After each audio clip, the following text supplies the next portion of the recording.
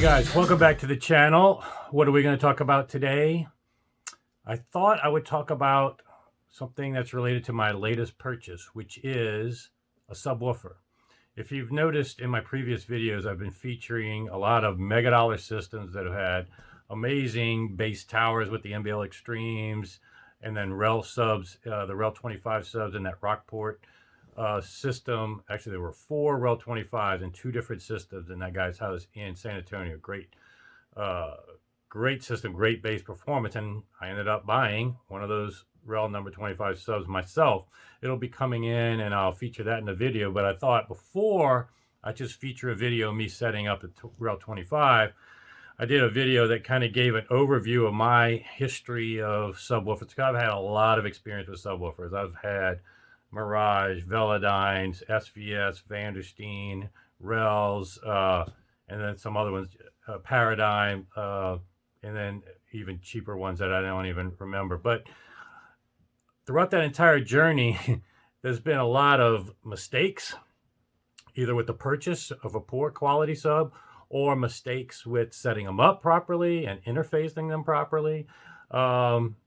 And then there's been huge payoffs. And really right now, one of the things I really differentiate in rooms that I go into is who has the best bass performance. Because it not only shows the best gear, I mean, you know, gear and brands, there's no really one consistent one that I've always seen at shows or heard at shows. But one thing I've always noticed is that most of the time, the people that can put together the great gear, the great room treatment, subwoofer location and interfacing, those provide that visceral total performance that's great. So subwoofers are part of that equation in most cases because they offer you 2 advantages. Number one is simply physics. In order to move air, you need the physics of these drivers to be able to do it, and the power. And some of these speakers are full range, but 2 problems exist. The power to produce the SPLs with bass drivers is much more. And then those bass drivers on these full range speakers are still captive relative to the other drivers. So you're limited in where you can place them relative to the other speakers and your listening position. So you may have cancellations at your room. So you're not ever getting the full bass performance. So subwoofers give you usually a separate amp to power those bass frequencies that need to move a lot of air. And they give you the versatility to move subwoofers around in the room, and sometimes 2 is even better, to really get ideal, optimal bass performance at your listening position.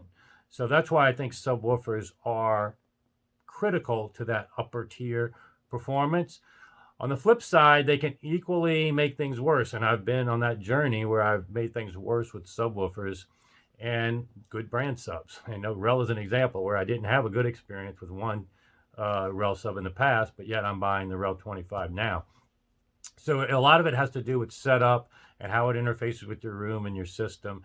And what I thought I'd do in this video series, I call it a tutorial, and this is the basics, is just walk you through that, because it's too comprehensive to do in one video. I mean, there's different types of subs, from passive radiators to ported to open baffle, sealed box, and even servo, and then how you interface it with your system, you know, LFEs, RCA, all these things is too comprehensive to go into in one video. And I'll go through my history in a little more piecemeal fashion to help you guys out so you don't make the same mistakes I made. But also, I'm not going to reinvent the wheel. There's somebody that's already done a good job explaining this. I'll share that with you. And I know give you 2 examples. One, I think, is the Audiophile guys have a YouTube channel, and they do a good job of giving the basics of subwoofer and, you know, what you want to look for, and some setup techniques. That might be something if you want to dive into the weeds right away. That would be a good one. If you want to go way deep into the weeds and go into setting it up, a meticulous manual setup process, Barry Ober with Sound Doctor, I had ordered his CD recently, very good CD with a very comprehensive manual. You know, truth be told, it's not for everybody, because you're going to spend some time doing it, and, you know, audiophile, you have to be one of those neurotic audiophiles to want to be able to do all this stuff in that for it to work. And if you're already using stuff like Dirac or other ones, some of the things are going to be more or less applicable. But that gives you different spectrum on, where you think you are. You don't have to go like I did all the way to Rel 25s now. That's a long time journey for me to get here. The bass performance I'm getting in this room with my two subs, the Vandersteen, the SVS, is phenomenal. In fact, in most cases, I'm preferring this to even some of these mega dollar rooms I'm getting. So why am I going for the Rel 25? Well, just because I'm stupid.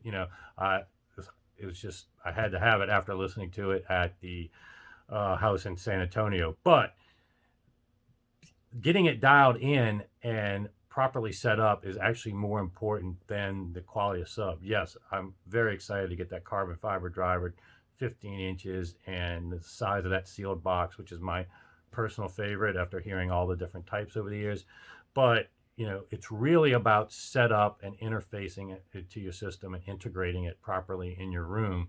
That'll make the most difference. There are some subs that I'm going to tell you to avoid, and types that you're going to have a higher risk profile with ever getting the best performance with.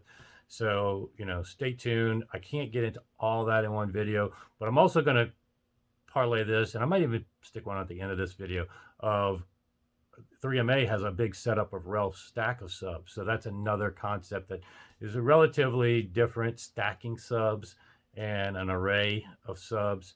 The MBL Extremes at 3MA are similar in that regard. So I'll kind of combine my commentary in this series as well as some audio clips and eye candy for you and ear candy for you guys to listen to. So sign up, subscribe if you haven't already. Thank you guys for getting me over 1,000 subscribers in less than 6 months. So that's great. I hope to give you guys some more fresh material, cool material soon.